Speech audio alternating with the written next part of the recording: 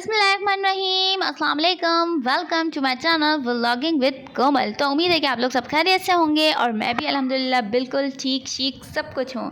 अच्छा जी, तो अपने चलिए व्लॉग का स्टार्ट करते हैं। लेकिन व्लॉग स्टार्ट करने से पहले मैं आप लोगों को एक बात बोलती चलूँ कि अगर आप मेरे चैनल पर न्यू हैं तो जल्दी से जाके मेरे चैनल को सब्सक्राइब कर दीजिए, बेल आइकन को प्रेस कर दीजिए ताकि आने वाली दीगर वीडियो से आप नोटिफाइड रहें। तो आज का जो दिन था वो मेरा थोड़ा-सा बिज़ी था, स्केड्यूल जो है वो बहुत ज़्यादा बिज़ी था, तो मैंने सोचा कि आप लोगों के साथ शेयर कर दूँ, साथ-साथ वीडियो भी बनाती रहूँ और अपना काम भी करती रहूँ। अच्छा जी, तो मेरा जो मतलब सामान था, सालन बनाने का सामान जो था ना वो थोड़ा लेट हो गया था, क्योंकि बाज़ औक़ात ऐसा होता है कि कभी सब्ज़ी लेट आती है या मीट होता है या चिकन होता है, तो वो लेट आता है, तो उसकी वजह से हमारा खाना जो है वो बहुत ज़्यादा लेट बनता है। तो मैंने सोचा कि पहले जो है वो रोटियां बनाकर रख लेती हूँ, क्योंकि देखें हॉटपॉट का ज़माना है, डिजिटल एरा है, जदीद दौर है। आप लोगों को पता है जब हम हॉटपॉट में रखते हैं तो हमारी रोटियां जो है वो बिल्कुल फ्रेश ही रहती हैं, गर्म रहती हैं और जल्दी से ठंडी नहीं होती और सॉफ्ट भी रहती हैं। तो इसलिए जो है मैं पहले रोटियां बनाकर रख देती हूँ। और वैसे जो है मेरी रोटियाँ इसलिए भी नरम रहती हैं क्योंकि मैं जो हूँ ना इसको नीम गर्म पानी से जो है वो गूँध लेती हूँ, ताकि मेरी आटा जो है वो बिल्कुल सॉफ्ट गूँधे। और जब आपका आटा सॉफ्ट होता है ना तो आपकी रोटी जो है वो ऑटोमेटिकली जो है वो सॉफ्ट बनती है और फूली हुई बनती है। तो वो जो है अगर आप उसको रख भी देना 1 घंटे या 2 घंटे के लिए तो उससे कोई फ़र्क नहीं पड़ता, आपकी रोटी जो है वो बिल्कुल फ्रेश रहती है और बिल्कुल ताज़ा रहती है, तो इसमें कोई इशू वाली बात नहीं होती है। तो इसी तरीके से मैंने जो है अब आप लोगों के साथ रोटी बनाना शेयर कर दी है। अब दूसरा जो बात थी ना, टॉपिक था, वो ये था कि और दूसरी बात ये थी कि मेरी बेटी जो है उसके जो है वो मंथली टेस्ट चल रहे हैं, तो उसको भी ट्यूशन मैं ही देती हूँ, साथ साथ उसको भी पढ़ाना होता है और घर के काम भी होते हैं, तो इसलिए थोड़ी सी टफ़ रूटीन होती है। अभी जो है मैं अपनी बेटी के लिए रोल बना रही थी, जैसे कि मैंने आपको प्रीवियस बर्थडे उसमें व्लॉग में बताया था कि मैं जो हूँ किस तरीके से अपने लंच बॉक्स की प्रिपरेशन करके रखती हूँ अपनी बेटी की। उसके लिए कबाब वगैरह मैं बना कर रखती हूँ, ताकि अगर कोई उसको खाना पसंद ना आए या सालन वगैरह पसंद ना आए तो मैं उसको ये रोल जो है वो इंस्टेंटली बनाकर दे देती हूँ।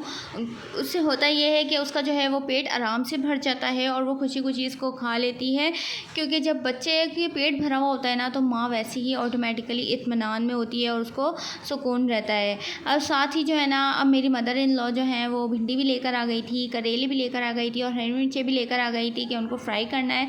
तो मैंने सोचा कि जल्दी जल्दी जो है इसको हरी भिंडी को काट लूँ। अच्छा, भिंडी काटने से पहले मैंने इसको जो है अच्छी तरीके से पानी में वॉश करके जो है इसको स्ट्रेन कर लिया था। जब इसका पूरा पानी जो है एब्जॉर्ब हो गया, बिल्कुल ये ड्राई हो गई, तो उसके बाद जो है मैंने इसको पीसीस में कट कर लिया। और अब जब मैं इसको कट कर लूँगी ना तो मैं इसको एयर टाइट जो है शॉपर में डालकर और फ्रिज में रख दूँगी। अब मुझे जब भी बनानी होगी ना फिर मैं ये निकाल कर आराम से ईज़िली बना सकती हूँ, क्योंकि ये जो है बिल्कुल फ्रेश रहेगी एयर टाइट शॉपर में।